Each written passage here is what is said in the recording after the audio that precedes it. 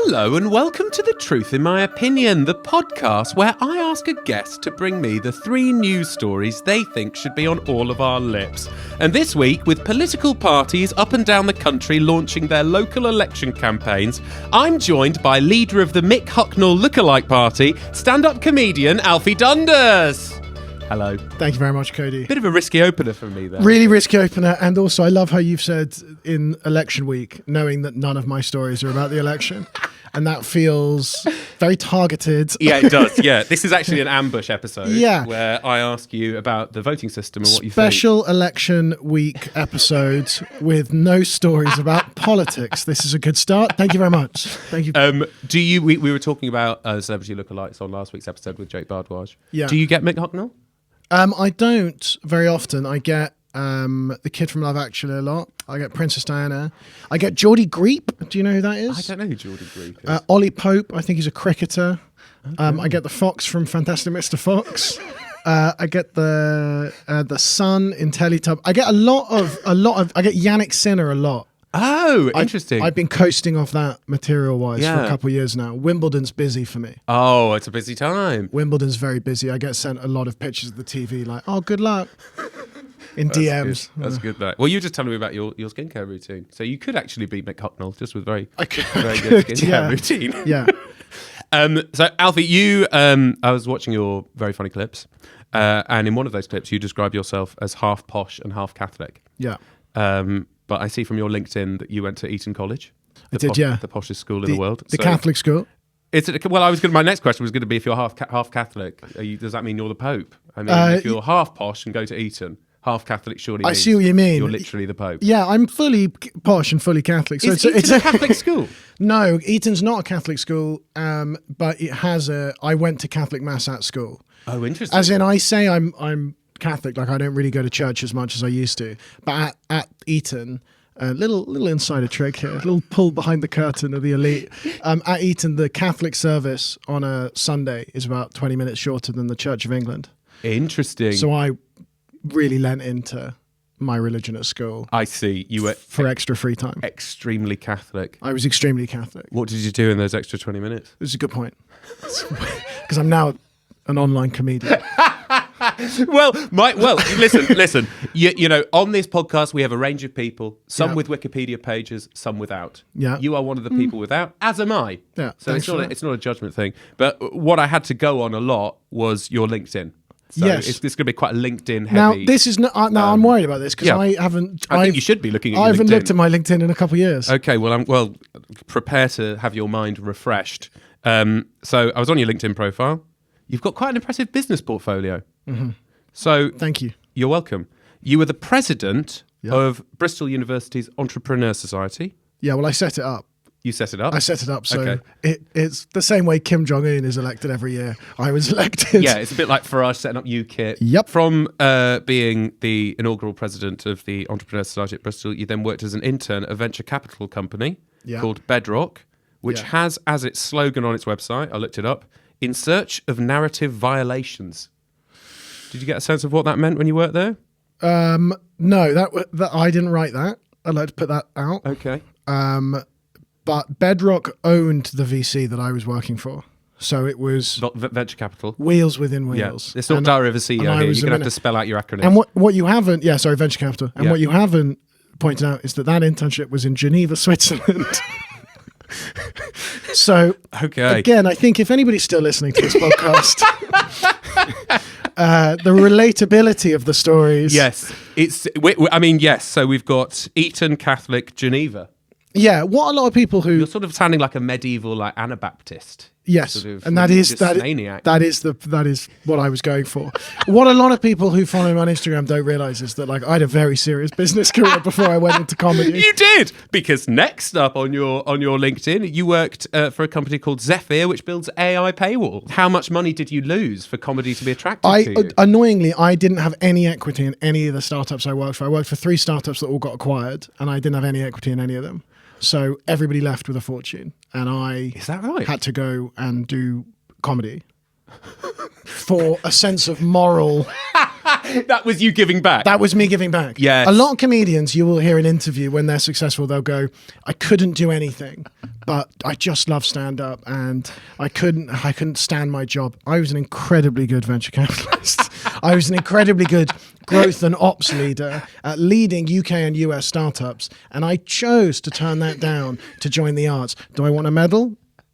Might be nice.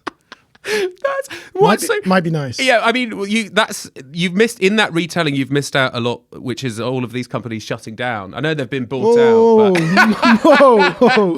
Footnotes, Cody. There's a footnotes. Footnotes. What you are, I feel like I don't want to just reduce you down to your business CV, but you're an extremely good comedian. You won the backyard knockout competition, runner up at King Gong, which is scary, very very scary comedy competition, right? In semi-finals for So You Think You're Funny, Leicester Square Theatre's New Comedian of the Year. Semi-finals. Didn't win anything. I've won, and BBC New Comedy Award nominee. Didn't win again. Didn't win. Okay. I think I'm a 6-time Comedy Award loser comedian.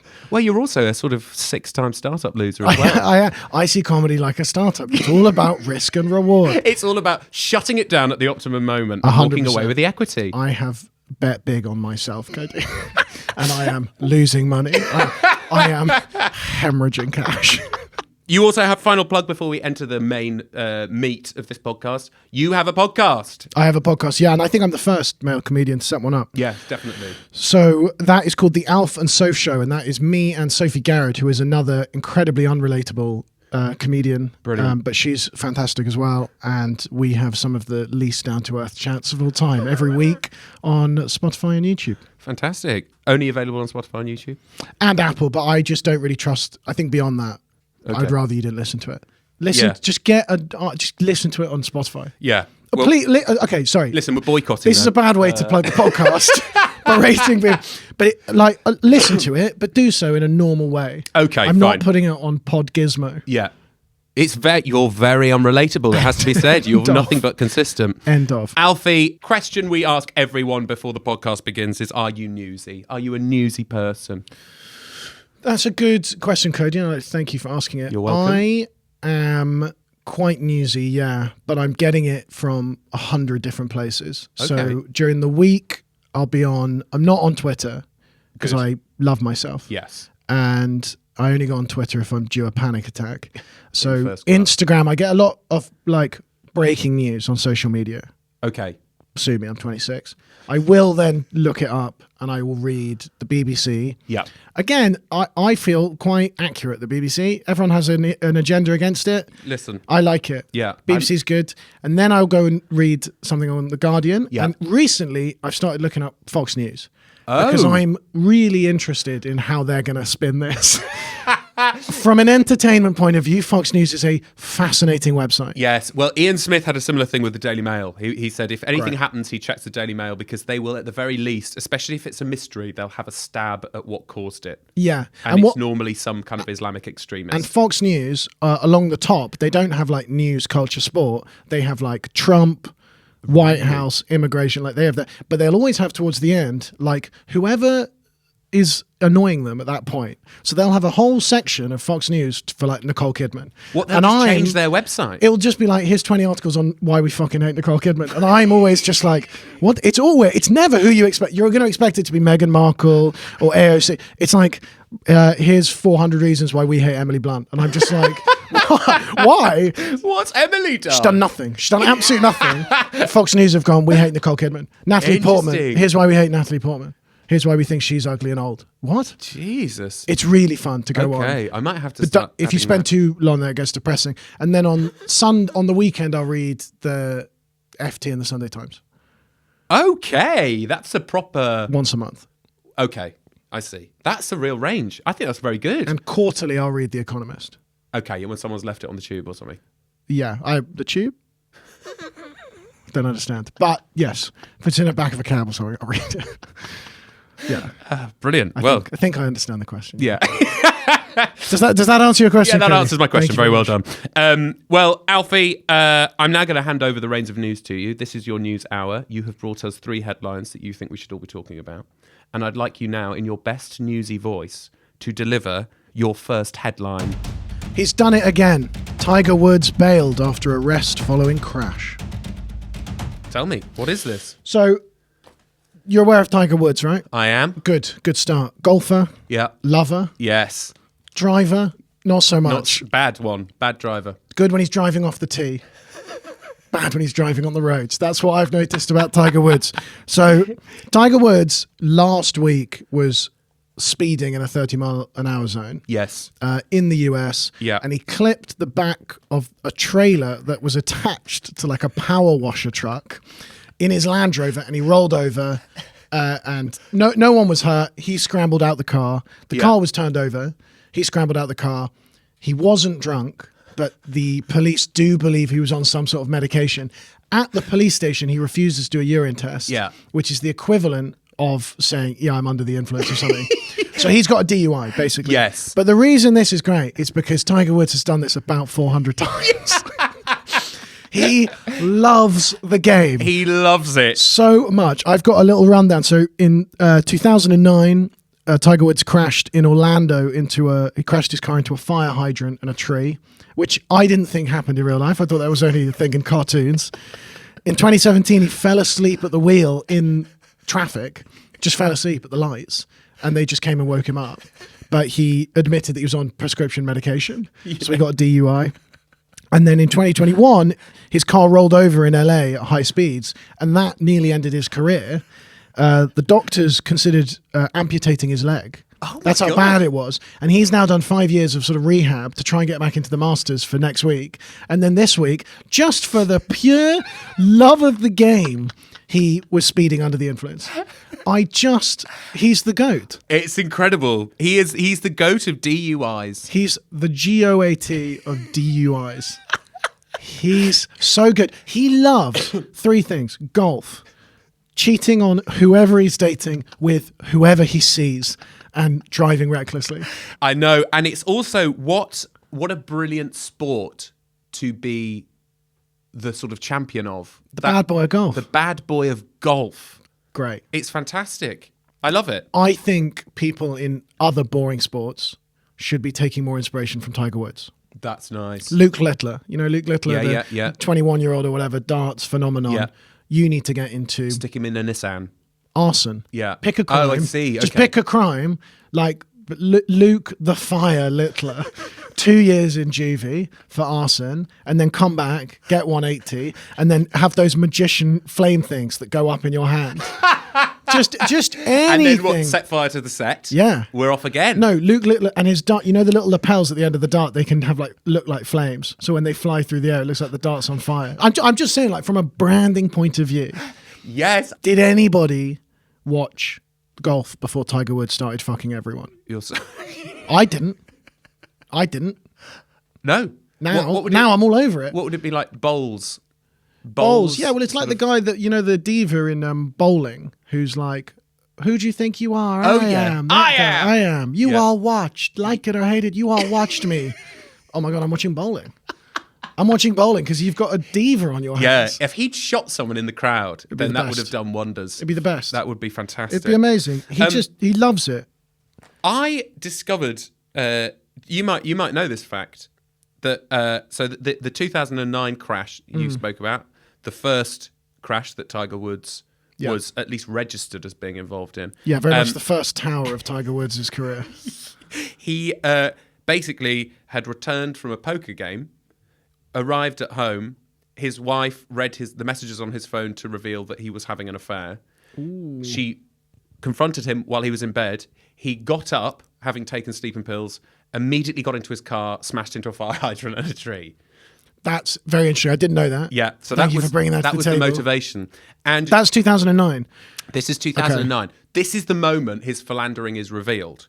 And I find the press coverage, this is not of historical interest. Like, I didn't really register at the time.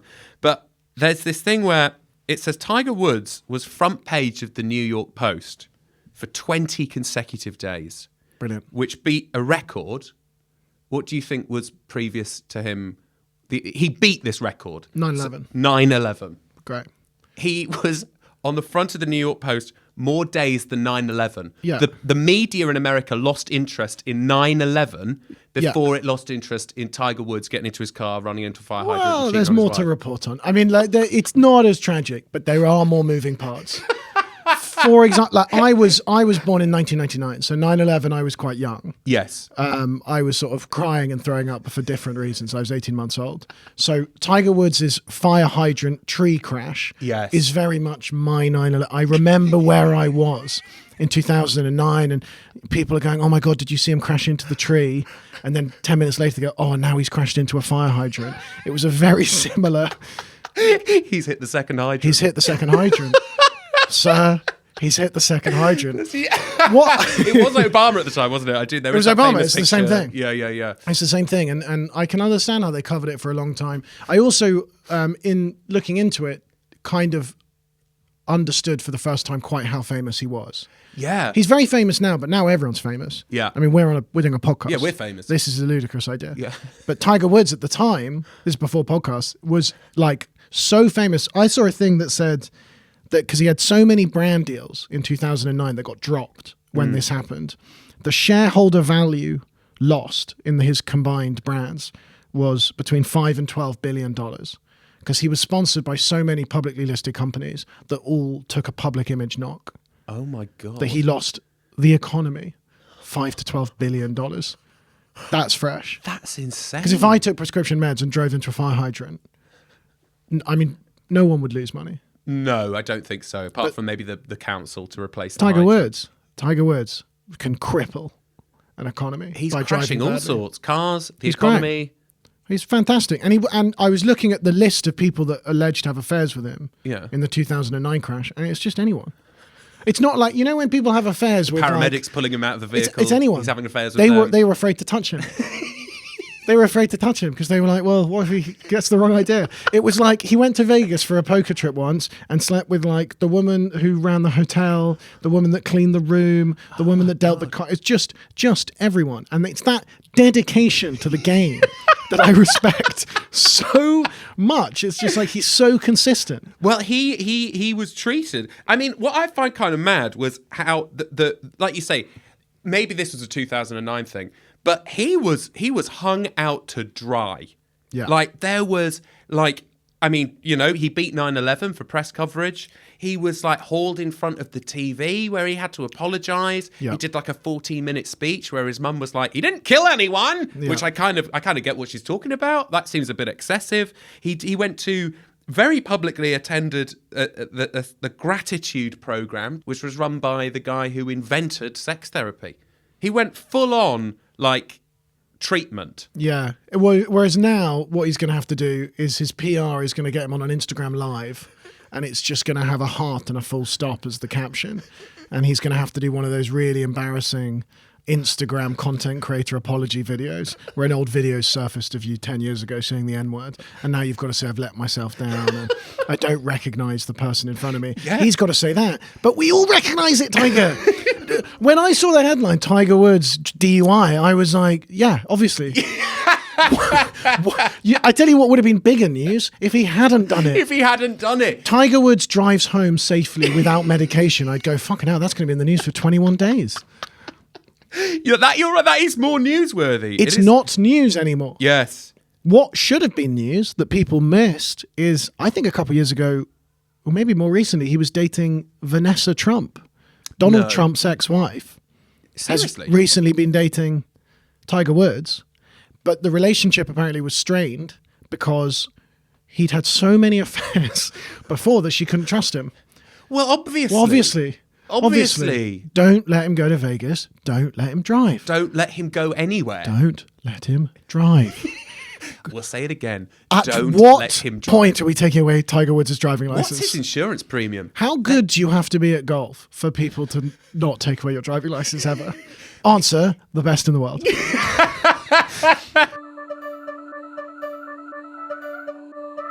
Alfie, fantastic first headline. I'd like you now to deliver your second headline. Second World War veteran becomes the oldest known US organ donor at 100 years old. Huge. This is huge. This is huge for the organ donor and Second World War veteran community. Big listeners of the pod, those two communities. Absolutely Big huge. listeners of the pod. This is an American story. We're staying over in the US, but their news dictates our news. This is the story, Cody, of the American dream. Dale Steele. That is his real name. Brilliant. Dale Steele was an American who turned 100 years old in February and died in March. And when he was on life support, he hit his head and then went on life support. He was an organ donor, and the medical community asked for his liver, for a liver transplant. And his kids were like, what the fuck are you talking about? He's 100 years old. He's 100 years old, and he lived through like all the worst generations as well. And he served in World War II. And they were like, yeah, but livers don't really age. Unless you're an alcoholic, like his liver's only 3 years old. Yeah. So he became the oldest organ donor of all time. But the reason I'm so interested in Dale Steele is because I think he lived the ultimate American dream.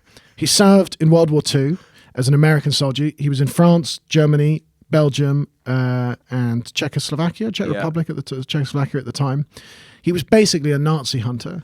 Like his job he got shipped in at the end of the war to go and find any hiding Nazis still around in Europe. Then he was promoted to staff sergeant, which basically meant he had to guard the imprisoned Nazis during the Nuremberg trials. He was responsible for guarding Hermann Göring. Mental. That is mental. And then imagine doing all of that in your 20s and then getting sent home to Nebraska. He gets sent home to Nebraska. He has 4 kids with his wife, Doris. They had a 72-year marriage. And then towards the end, he was just raising cattle. Unreal. It's the American dream. But you're right. Nazi hunter, guard a few, like Nuremberg trials. Yeah. Also kind of gap year Euro trip, but at the juicy end of the war, like when we've already won. He wasn't there in the trenches. He was there when it was like easy pickings. Then back to the US, marry your sweetheart, Doris, who is very impressed with your Nazi hunting stories. 4 kids who were lovely by all accounts, live in Nebraska, and then every man's dream, rear cattle. Rear cattle, and then of course hand over your liver, and then get a news story for none of that, but because someone took your liver out after you died. Unreal. Brilliant. Just a bit good. I just thought a bit of good news. It's a wonderful news story. I'm not sure how I would feel if I had a liver transplant and discovered it had come from the decrepit body of an American 100-year-old man. Yeah, there's a lot of processed food in that diet. Yes. Also, I think there's a lot of PTSD, maybe. Oh, you think you're going to sort of through the liver? Do you think PTSD is stored in the liver? Do I want a liver from a 100-year-old war vet definitely smoking with no filters? Definitely. Also quite stressful. Quite stressful. Guarding Hermann Göring. And to go through like the era where McDonald's was considered good food and sort of drinking bleach was kind of and that is the last 4 years of American culture. But you're right. It is the amount of shit they ate in America. It's like canned cheese. It's cigarettes and spam. Cigarettes, spam. That's my new Edinburgh Fringe hour. Cigarettes and spam. Cigarettes and spam. Cigarette spam and Nazi hunting. That was the one thing. Well, because the Nazi hunting was interesting to me because that reminds me of Inglourious Basterds. It does. He's Brad Pitt from Inglourious Basterds. Yeah, and that feels like a scene from that film. They go like fast forward 100 years. Yeah. Operating table in Nebraska, whipping out the liver. It gets put into the body of a young person who wakes up, swastikas in their pupils, and they're on a Nazi hunting mission. Yeah. Inglourious Basterds 2. And you're at the cinema sort of like, God, this film's gone on a bit, isn't it? Tarantino can't wrap up a plotline to save his life. He's created another unbelievable plotline. It does feel like that thing in movies where they tell an amazing story. Yeah. And then they're like, we need an extra 20 minutes here. Why don't we just have him really old in bed, dying, and let's do something kooky, like we need his liver.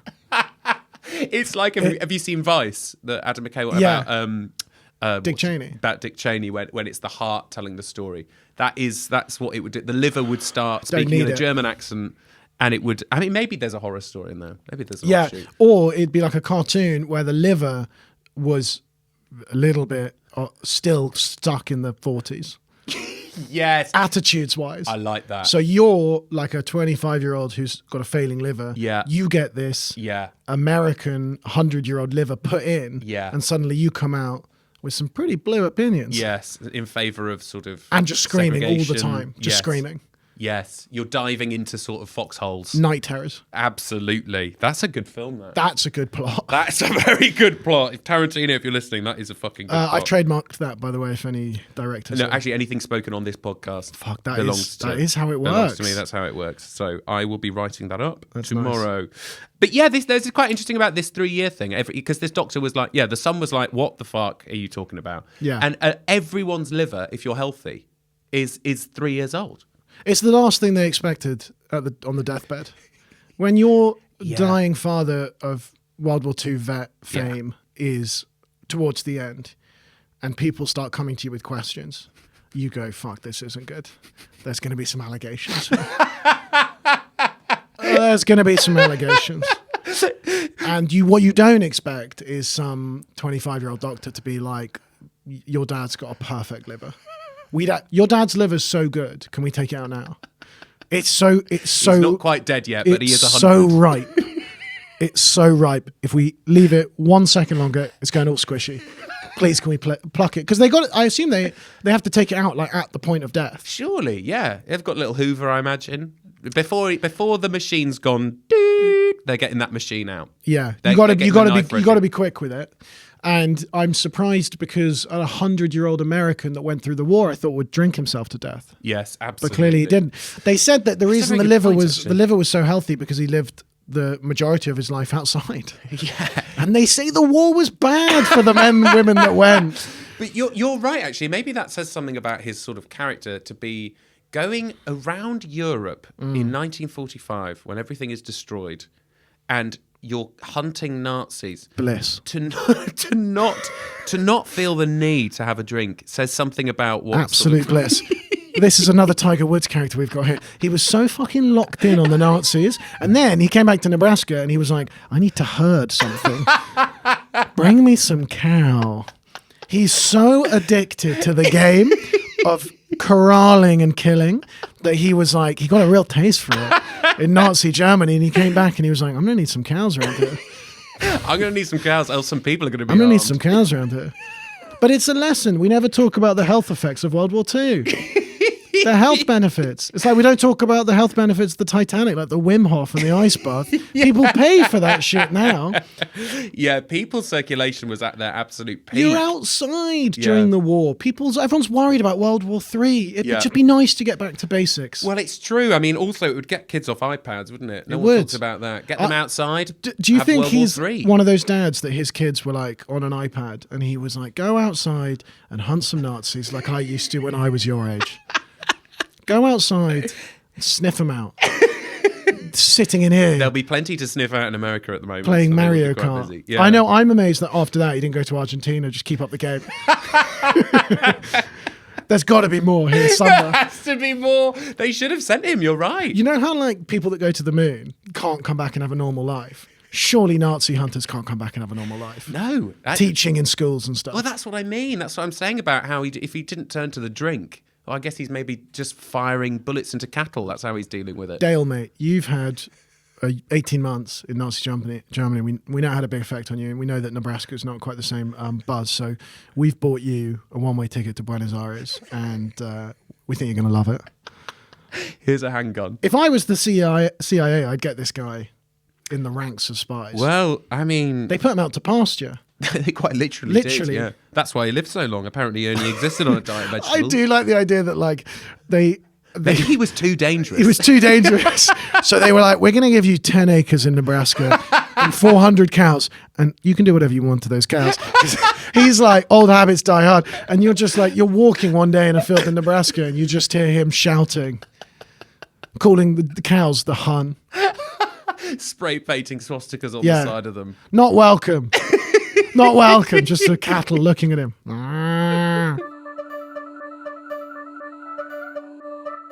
Okay, Alfie, thank you so much for that second headline. Can you please now deliver, in your best newsy voice, your third and final headline? Confederation of African Football president steps down after Africa Cup of Nations fallout. Okay, you're gonna have to translate that. Let me explain this, and I'm aware not everybody watches the AFCON, the African Cup of Nations. No. For context, it is the African version of the Euros. It's Okay. all the national teams in Africa playing a international football tournament. Happens every 4 years. And it happened earlier this year. This is 2 months ago. We had the final. And it was a chaotic game. It was Senegal versus Morocco. There was a last-minute penalty given to Morocco that the Senegalese players were so angry about that they stormed off the pitch during the game. They then had to be brought back onto the pitch by their captain. Morocco have this penalty last minute of the game, miss it because their player tried to do like a cheapy little chip, a Panenka, goes to extra time. Senegal then win the game in extra time. And then 2 months later, this week, the head of the tournament, the governing board, reversed the decision because the Senegalese players left the pitch, which they are now taking as a forfeit of the match. So they're now saying it's 3-0 to Morocco, and nobody knows what's going on because you can't do that. That's 2 months later. And the story that we're looking at this week is that the head of the competition is called Veron Mosengo Omba. He has stepped down. But Yes. what was really funny is a lot of the headlines have put the word "finally" steps down in the title, implying that people have been pushing him to go for a long time. Yes, I mean, it's sort of... It's chaos. it's absolute chaos, but also this president, Masengo Omba, is saying that he's done this through choice. It's fantastic. He's hanging up his boots. It's fantastic. It's leaving when you were just about to get fired. Yes. Everybody is accusing him of creating a controversial and hostile work environment. He's just kind of nulled a result from 2 months ago, and it's like, how is this And now going to he's work? leaving the building. All of the Senegalese players have medals. And they've moved on with their life. They lifted the trophy, they've got the medals, and now 2 months later you're like, no, you lost that game 3-0. It's the longest example of VAR ever. That's insane. A 2-month VAR decision. 2 month VAR. What are they going to have to do with their medals? It's also the best advert for the tournament because people have been criticizing AFCON for a while, saying it's not a legit tournament. Jamie Carragher got in trouble for that. He was saying it's not worth the players going and doing. And everybody was defending it, and now they've gone and done this. I think it's the best possible advert for the game. I don't care about most football tournaments, but I love chaos. This is brilliant. It's brilliant chaos. Also, Masengo Omba, there's a legal limit to how long he can be the president. You meant to retire at he's past it. 63? 63. And he's 66? 66. It's brilliant. It's so good. It's so good. They keep setting the rules. He is them. The reporting about this is so good because it's just AFCON have reversed it. You are AFCON. Yes. Oh, well, AFCON have got a limit. You can only be 63. Yeah, but you are AFCON and you're 66. So how does that work? They've also, to make matters worse, they've cancelled the women's tournament. Have they? Yes. I didn't even see that. It was this week as well. They don't know. When something goes wrong, Yeah. they don't know how to deal with it in a normal way. They just throw the dart somewhere else. So they go, okay, we don't know whether to reverse this decision of the final in the men's. Should we deliberate on it, or should we just cancel the women's game and see what happens? That's literally what they've done. It doesn't help. They've cancelled the women's. The women's tournament was meant to be happening this month, and they've now put it back to June. So they've cancelled it for March, and they said it's going to happen in June, and it's being hosted in Morocco. And Morocco are like, oh, no, you don't have to cancel it. We're ready. We can have it. Yeah. And they're like, no, June's better. And See everyone had gathered. You can't do that with professional football. You can't just be like, hey, can we move the game on Sunday? It's not like me and my friends have booked a pitch. Hey, we got 60,000 people coming down Sunday. Can we just get them to come Monday afternoon instead? No.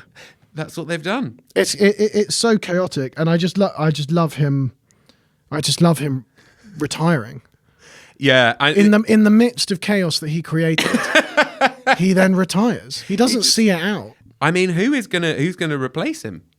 Do you know anything about the voting structure? No. I mean, surely, so hang on, I'm a bit confused. So Morocco, who is now hosting, maybe this is it. Morocco is hosting the female. Yeah, but they also hosted the male. Oh, okay. So It's happening in Morocco. the whole tournament was overshadowed by the fact that Morocco kept getting very poor decisions in their favour. Oh, I see. So Morocco and the rest of Africa already have beef because Morocco sees itself as better because it performs well in the World Cup. Right. And there's also sort of a racial aspect to it. And there's all this fucking in African racial prejudice against certain areas of the country. It's crazy. Really? Morocco are hosting the World Cup. They're seen as corrupt and being favoured by FIFA. They get to the final. They get a penalty that they shouldn't have had. Then they fuck it up and miss it. And they did all these crazy things, like the goalkeeper has a towel behind the goal and like water, which he can like sip. Right. And the Moroccan players that were on the bench just walked around the pitch like kicking their water away. What? And it's just like, I've never seen it. It was like playground rules. These are football players that are in Europe getting 200 grand a week, and they're nicking each other's towels. Oh my God. It's playground. And then they miss this penalty. They go to extra time. They lose the game. And then they start complaining. So they were the ones that brought this complaint, right? 100%. Yeah. And then the president was like, there is a rule, to be clear, that if you take your team off the pitch, you forfeit the match. Right. But no one spoke about that at the time. No. But 2 months later, it's a crazy thing to install 2 months later and be like, hey, can we get the medals back? Can we all get the medals back, please? Yeah, that's madness. But you're right. I think quite a good advert for the African Cup. Watch the AFCON. That sounds really every good. year. You never know what's going to happen. Yeah. Last time there was a game that just ended in the 88th minute. Just blew the whistle. The referee just blew the whistle. 2 minutes to go on the clock. He just went, "No, I'm done." It's fantastic. It's really good sport. That is brilliant. There's loads of goals. It's mental. It's a fantastic tournament. That sounds brilliant. Do you know where you can watch it? And this was funny. So I watched the final. You did? This year, and I turned it. So you watched this? I watched this. This is why I was interested in the story, because I watched this take place, and I was like, "That's mental," but at least it's over. And then it wasn't over. But I watched it. I couldn't believe it. And what was really funny about it was Channel 4 have the rights in the UK.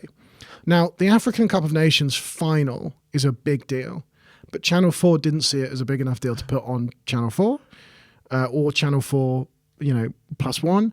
They put it on E4. So I was on Sky going down all the channels, and I was like, I don't think it's on TV. And then I finally saw it on E4. And I don't know if you've seen this, but when they do football matches, they obviously don't know how long it's going to go on. Yeah. So they program it for it to be a 90-minute game. Yeah. So the in-betweeners was starting 5 minutes after the final whistle.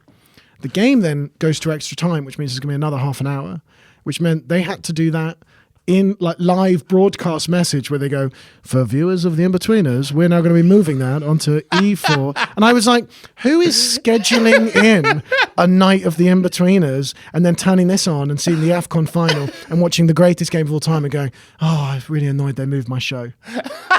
I'm so annoyed I've missed the in-betweeners. You know at Wimbledon when they're like, oh, we're now going to move on to BBC Two, and you just go one. It's like, you shouldn't have to do that for the in-betweeners. Not with the final of a major football competition. And therein lies the problem. Jay and Will be get themselves into quite a predicament like we've got ourselves into in this final. For reruns of the In-Betweeners Season 2, Episode 5, please switch over to I thought you were actually going to say it cut off the final and started the episode of the In-Betweeners. I was worried they were going to do the opposite and go, we're now going to switch over to the In-Between, just in the dying minutes of the game. If you want to continue with the African Cup of Nations, please switch over. And I thought it would be like online. My God. It's good to know that E4 is still alive. Yeah, it's still alive and well. Well, it seems like the African Cup is maybe, or the In-Betweeners is keeping it alive. And this is, again, Cody, this is a live story.